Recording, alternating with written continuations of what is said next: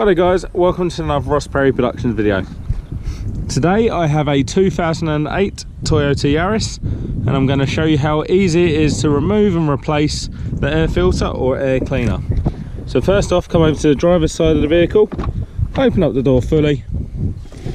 Just down in the footwell, above the accelerator, you have the bonnet release lever. Give that a pull and come around to the front of the vehicle.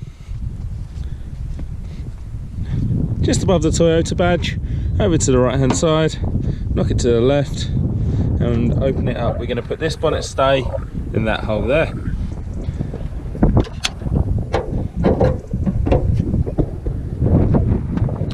Once the bonnet's safe and secure, right in the middle of the engine bay, you've got this black box that says VVTI.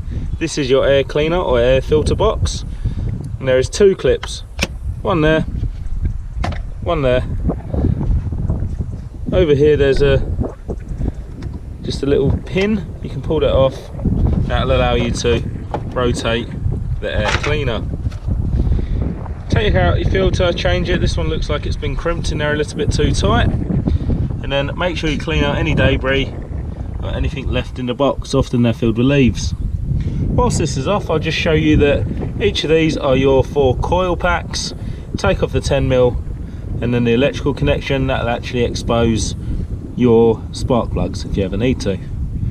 So for replacement, exactly the same but in reverse. Pop the new filter back in, hopefully it's in better condition than this one.